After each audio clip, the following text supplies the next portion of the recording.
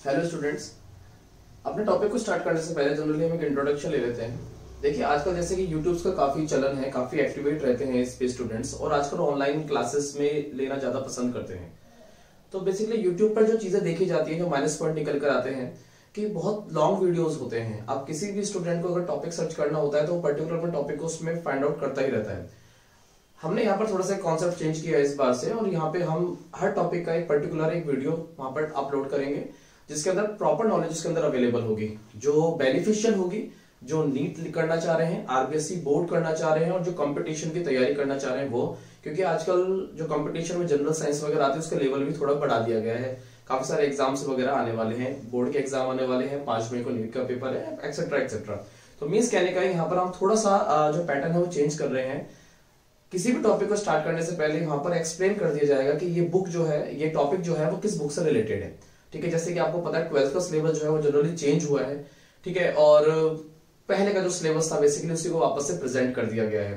तो मीन्स कहने का ये है कि हम बिना टाइम खराब किए अपने टॉपिक को स्टार्ट करते हैं।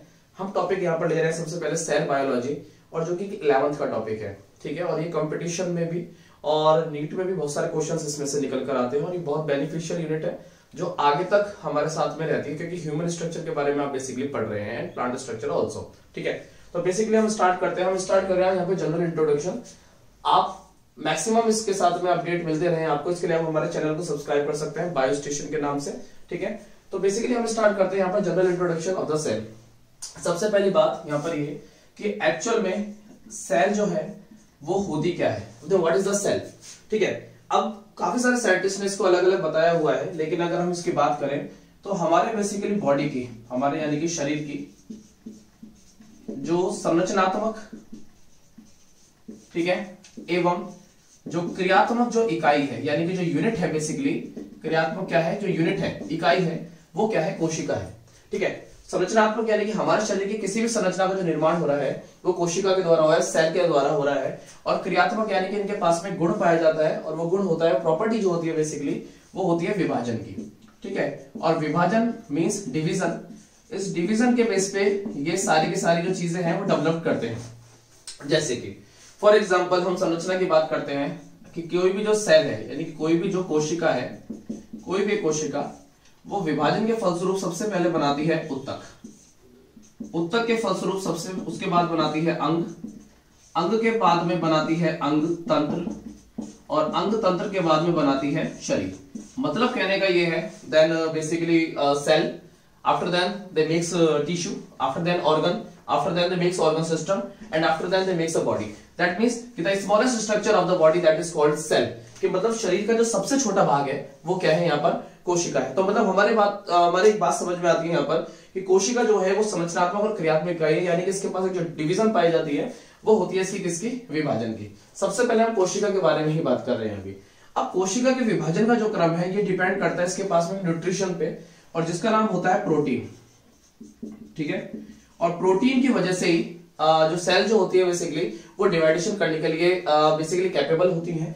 और प्रोटीन बिकॉज ऑफ दैट, इसकी वजह से डिवाइडेशन हो रहा है, इसलिए इसको बोला जाता है शरीर की आधारशिला, क्योंकि प्रोटीन की वजह से ही हमारे शरीर के अंदर जो रिकवरी है, यानी कि जो मरम्मत वगैरह जो होती है, टूट फूट जो हो रही है हमारी सेल की, वो सारी की सारी इसके थ्रू कंप्लीट होती है। ठीक है, तो प्रोटीन को हमने यहाँ पर एक उपनाम दिया हुआ है, क्या, आधारशिला। ठीक है, अब इस प्रोटीन का जो संश्लेषण जो होता है, यानी कि synthesis process of the protein, that is conduct bye ribosome. ठीक है, अब राइबोसोम के बारे में हम यहाँ पर इतनी नॉलेज अभी नहीं लेंगे, क्योंकि राइबोसोम को हम अलग से लेंगे जब सेल ऑर्गेनल्स का टॉपिक हम यहाँ पे क्रिएट करेंगे। ठीक है, राइबोसोम जो होते हैं वो सिंथेसिस करते हैं किसको, प्रोटीन को। 2 टाइप्स के राइबोसोम्स अवेलेबल होते हैं, फॉर एग्जांपल 70S और 80S।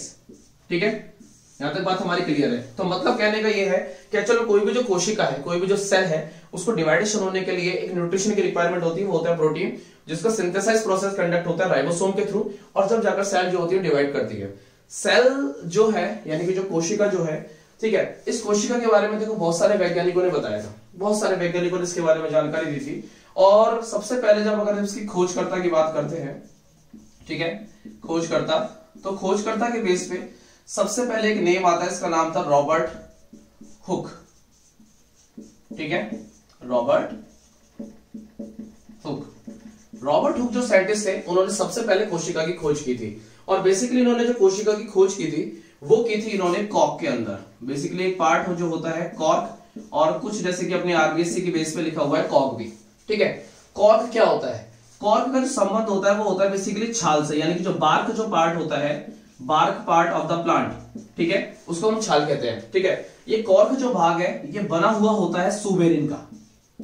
ये कैसा होता है? सुबेरिन का। और इस भाग के अंदर इन्होंने सबसे पहले निर्जीव कोशिका, यानी कि रॉबर्ट हुक का हम क्रेडिट अगर देंगे तो बेसिकली डेड सेल के जो फाउंडर थे वो बेसिकली कौन थे? रॉबर्ट हुक थे।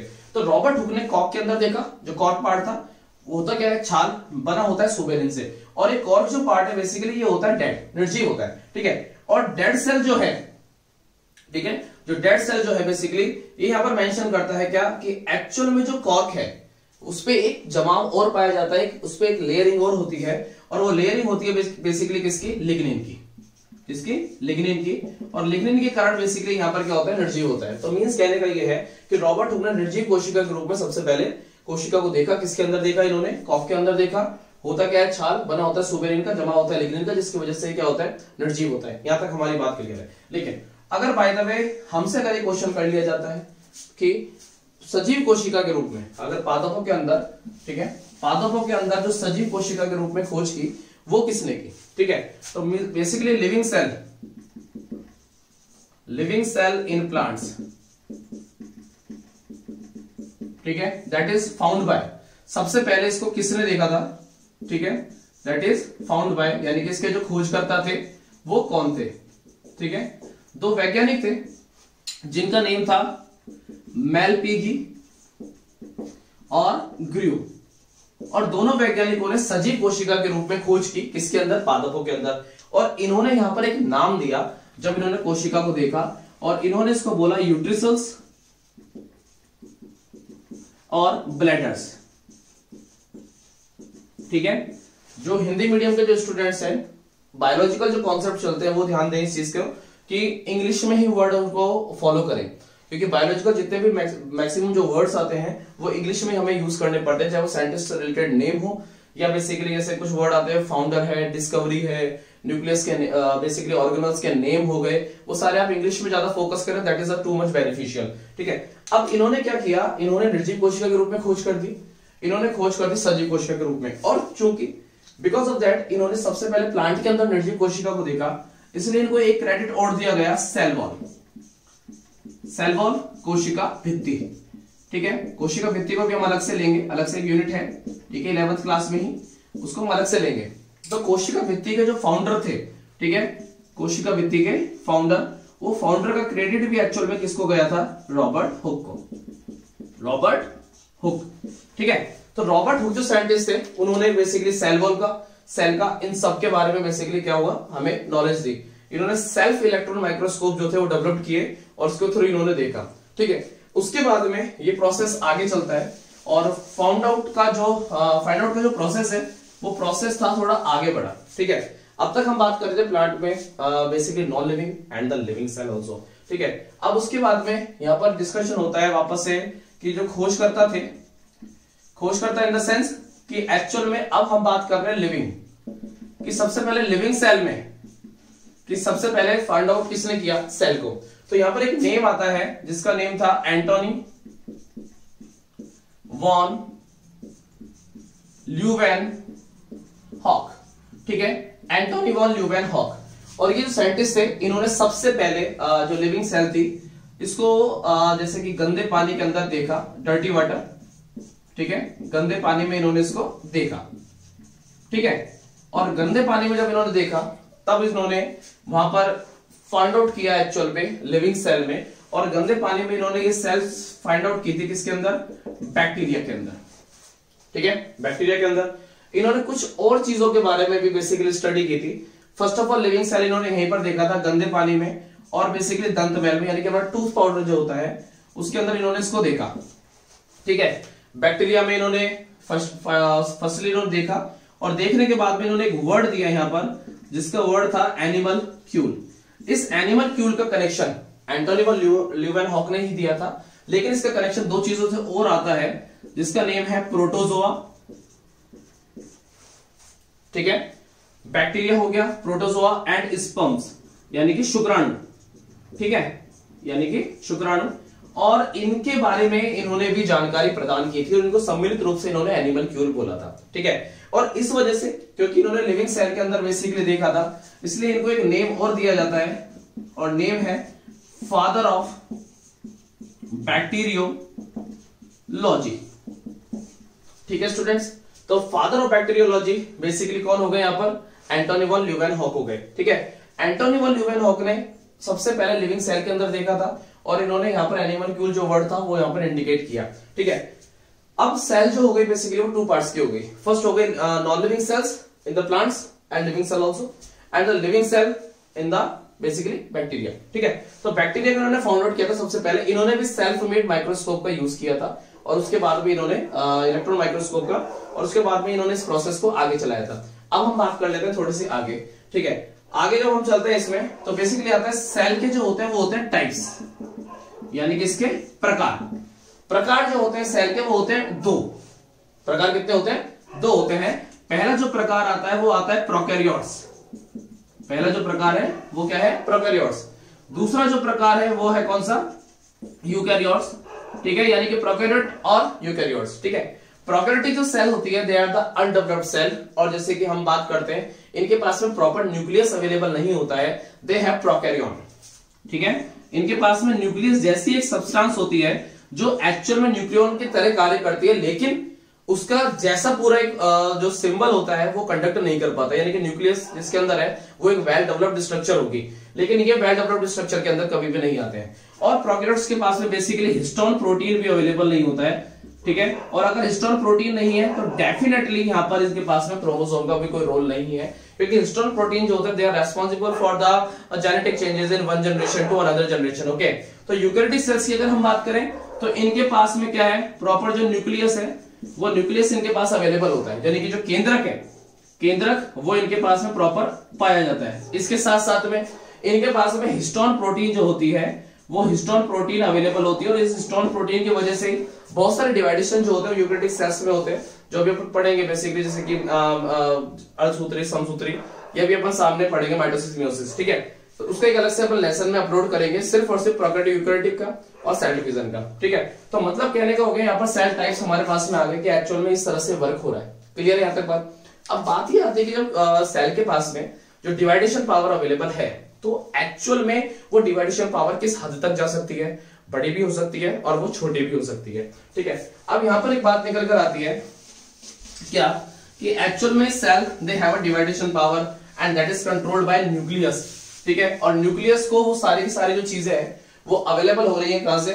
वो चीजें अवेलेबल हो रही है उसको प्रोटीन से। ठीक है, प्रोटीन कहां से मिल रहा है? राइबोसोम से। तो बेसिकली सारा जो प्रोसेस है कंडक्ट हो रहा है, और बिकॉज ऑफ दैट, जैसे मैंने अभी नाम लिया न्यूक्लियस का, तो जो सेल के अंदर जो विभाजन का जो क्रम है, यानी कि डिवीजन का जो क्रम होता है, ठीक है, वो एक्चुअल में कंडक्ट होता है न्यूक्लियस के थ्रू, यानी कि केंद्रक के वजह से। ठीक है, और बिकॉज ऑफ दैट केंद्रक जो होता है यानी कि न्यूक्लियस दे कंट्रोल। ठीक है, ध्यान दें इधर। ठीक है, nucleus they control the power of cell division, और इसी वजह से इसके कुछ निकनेम जो है, यानी कि जो इसके उपनाम है वो यहां पर मेंशन किए गए हैं। जैसे कि कुछ नाम होते हैं इसके, जैसे कि कोशिका का प्रबंधक, ठीक है, कोशिका का मस्तिष्क और कोशिका का नियंत्रक। क्लियर है? ठीक है, प्रबंधक means manager of the cell, मस्तिष्क basically brain of the cell, और नियंत्रक that is the controller of the cell. ठीक है, तो मींस यहां पर जो बेसिकली ये है क्या नाम से केंद्रक जो है, ये भी एक अपना प्रॉपर जो रोल है ये इसको फॉलो करता है। ठीक है बेटा, अब इसके बाद में आते हैं कि कोशिका के अंदर क्या ऐसे गुण पाए जाते हैं जिसकी वजह से हम इसमें आगे बढ़ते हैं। क्या शाखाएं हैं इसकी, ब्रांचेस क्या बताती है? ब्रांचेस इसकी बहुत अच्छी होती है कि अगर बाय द वे आप सेल स्टडी कर रहे हैं, सेल स्टडी, तो सेल स्टडी के लिए जो ब्रांच है, जैसे कि हम जो बोलते हैं साइटोलॉजी, जो एक्चुअल में ब्रांच का नेम है ही। ठीक है, साइटोलॉजी जो वर्ड है basically they are made by two types of word, first kytos and second is a logos. ठीक है, काइटोस में जो वर्ड है वो इंडिकेट करता है होलो को, वो इंडिकेट करता है वेसल को, एंड इंडिकेट करता है किसको? सेल को। यहाँ बात ध्यान में रखें यहाँ पे। और लॉगस जो वर्ड है वो एक्चुअल में इंडिकेट करता है किसको, स्टडी को। तो मींस हमारे पास में एक ब्रांच निकल कर आती है cytology. Cytology they are divided in 2 parts and this word is made by Latin language kytos and logos. Clear है यहाँ तक बात हमारी, ठीक है। अब काइटोस और लॉगस का मीनिंग हमने यहाँ पर मेंशन कर दिया। सेल वेसल होलो मींस होता है रिक्त स्थान, क्योंकि कोशिका के पास में विभाजन की पावर होती है, डिवाइडेशन पावर अवेलेबल होती है, जिससे कि फुलफिल कर देता है। जैसे हमारी कोई इंजरीज हो जाती है, घाव हो जाता है, तो बेसिकली सेल डिवाइडेशन के थ्रू ही वो फिल होता है, ठीक है। अब यहाँ पर एक वर्ड दोबारा आया, क्या, सेल। तो ये सेल वर्ड भी तो कहीं से निकला होगा, कोई एक तो ऐसे साइंटिस्ट होंगे जिन्होंने इस वर्ड के बारे में हमें नॉलेज दी होगी। और एक्चुअल में जब हम ये बात करते हैं तो एक दोबारा से हम उसकी बात करते हैं, एक साइंटिस्ट जिनका नेम था रॉबर्ट हुक।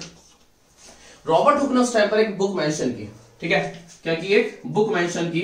और बुक मेंशन करते टाइम इन्होंने सबसे पहले, यानी कि उनकी जो बुक का नाम था वो था माइक्रोग्राफिया, माइक्रोग्राफिया। और उस बुक के अंदर इन्होंने सबसे पहले सेल वर्ड यूज किया, सबसे पहले, ठीक है।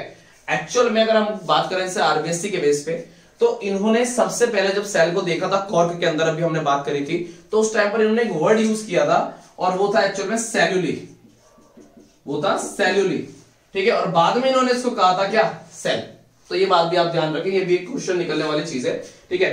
अब यहां पर एक ब्रांच तो हो गई हमारी साइटोलॉजी, एक ब्रांच हो गई हमारी सेल्यूलॉजी, ठीक है। सेल्यूलॉजी की वजह से अपन ने यहाँ पर सेल्यूली वर्ड को यहाँ पर एक्सप्लेन किया, वर्ड अपन रॉबर्ट हुक के टाइम पे भी कॉइन कर सकते थे, ठीक है। अब सेल्यूलॉजी और साइटोलॉजी में डिफरेंस क्या है?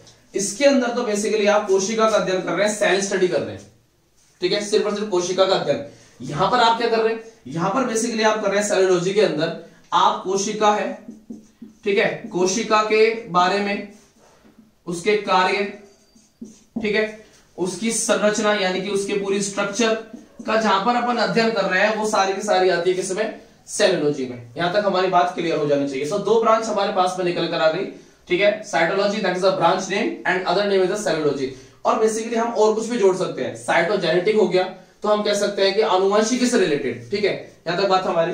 अब यहां पे निकल कर आते हैं कि कोशिका के पास जब विभाजन का गुण है तो ऐसी कुछ चीजें भी होंगी जिसकी वजह से कुछ अलग अलग कोशिकाएं निकल कर आ रही हैं। फॉर एग्जाम्पल हम फर्स्ट बात करते हैं, यहाँ पे ये थोड़े कुछ ऐसे पॉइंट्स हैं जो बेसिकली बहुत बार पूछे जाते हैं, ठीक है। कोशिका की अगर हम बात करें तो फर्स्ट आता है कि सबसे बड़ी जो कोशिका है, द लार्जेस्ट सेल, उस लार्जेस्ट सेल में अपन मेंशन करते हैं किसको, ऑस्ट्रिच एग, ठीक है। हिंदी में अपन अगर इसको लिखें तो मीन्स चतुर्भुज का अंडा, ठीक है, इसको हमने सबसे बड़ी कोशिका माना है, ठीक है। फिर आता है दूसरा यहां पर स्मॉलेस्ट सेल, यानी कि सबसे जो छोटी कोशिका है, ठीक है, इसके अंदर रखते हैं अपन पीपीएलओ। पीपीएलओ का नाम आप बहुत अच्छे से जानते होंगे और एक क्वेश्चन पहले के टाइम पर बहुत पूछा जाता था, प्लूरो निमोनिया लाइक ऑर्गेनिज्म, ठीक है। तो यानी कि क्या हो गया, ठीक है, निमोनिया लाइक, ठीक है, ऑर्गेनिज्म,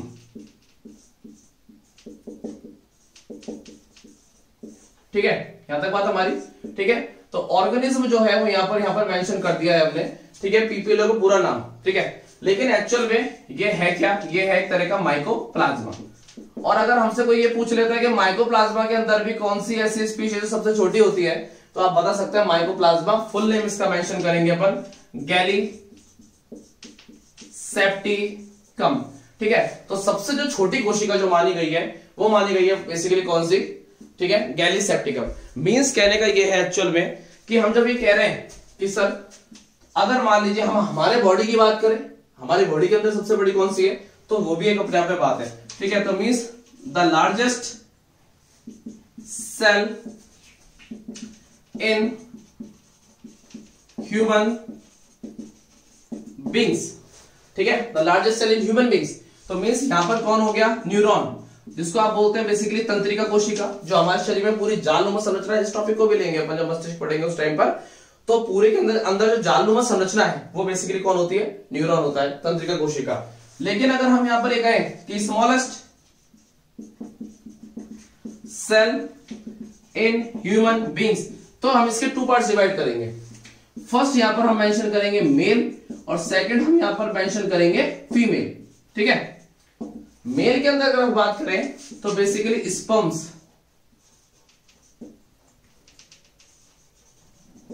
यानी कि शुक्राणु जो है उसको हमने सबसे छोटी कोशिका माना है। और फीमेल्स में अगर अपन बात करें तो यानी कि एग मतलब कि अंडाणु, and both are responsible for reproduction also. Clear है? ठीक है। अब जब हम एक पढ़ रहे हैं, हमने इतने सारे वैज्ञानिकों के नाम पढ़े, हमने रॉबर्ट हुक का नाम पढ़ा, हमने एंटोनी वन ल्यूवेनहॉक का नाम पढ़ा, 1665 में रॉबर्ट हुक ने बताया था, 1674 में बेसिकली हमने एंटोनी वन ल्यूवेनहॉक को क्रेडिट दिया। लेकिन कुछ और साइंटिस्ट भी हैं जो एक्चुअल में इसी से कनेक्टेड है। फॉर एग्जाम्पल, अगर मैं मॉडर्न सेल बायोलॉजी के अगर फाउंड आउट करता हूं तो बेसिकली उसका क्रेडिट जाता है एक साइंटिस्ट को जिसका नेम है सीपी स्वेंसन। यानी कि हिंदी में अगर मैं बोलूं तो बेसिकली आधुनिक कोशिका विज्ञान के जो जनक हैं वो कौन है? सीपी स्वेंसन है। लेकिन अगर भारतीय आधुनिक की अगर मैं बात करता हूं, ठीक है, इंडियन सेल बायोलॉजी, तो यहां पर मैं क्रेडिट दूंगा किसको? एके शर्मा। किसको देंगे? एके शर्मा को। ठीक है। तो मतलब कहने का यहां पर आता है कि जैसे कि अगर मैं आपसे ये कहूं कि जो एक जैसे इसका जो सेंटर है, ठीक है, जो बेसिकली सेलुलर और मॉलिक्यूलर बायोलॉजी का, ठीक है, किसका? सेलुलर और मॉलिक्यूलर बायोलॉजी का, ठीक है, किसका? Cellular and molecular biology. ठीक है। तो मतलब centre of cellular molecular biology वो एक्चुअल में सिचुएटेड है कहां पर? हैदराबाद। और ये क्वेश्चन पूछा हुआ है कंपटीशन में, इसलिए इसको एक थोड़ा फोकस रखें। ठीक है। सीपी स्वेंसन ऐसा क्वेश्चन है जो आपको काफी बार मिल जाएगा। इस टॉपिक से रिलेटेड अगर क्वेश्चन आंसर का भी रिक्वायरमेंट होता है तो वो भी हम अपडेट करेंगे, जो आप हमें बेसिकली कमेंट में मेंशन कर सकते हैं। ठीक है। तो बेसिकली ये जो हमने पूरा का पूरा जो रीड किया आज इन शॉर्ट में, वो सारा का सारा था सेल इंट्रोडक्शन। ठीक है। कोशिका के बारे में हमने जानकारी ली सारी की सारी। ठीक है। अगले टॉपिक में हम बात करेंगे सेल से रिलेटेड ही आगे, ठीक है, जिसको हम कंटिन्यू करेंगे। हमारे चैनल को सब्सक्राइब करना ना भूलें, जिससे कि आपको प्रॉपर जो अपडेशंस है वो मिल सके। Thank you.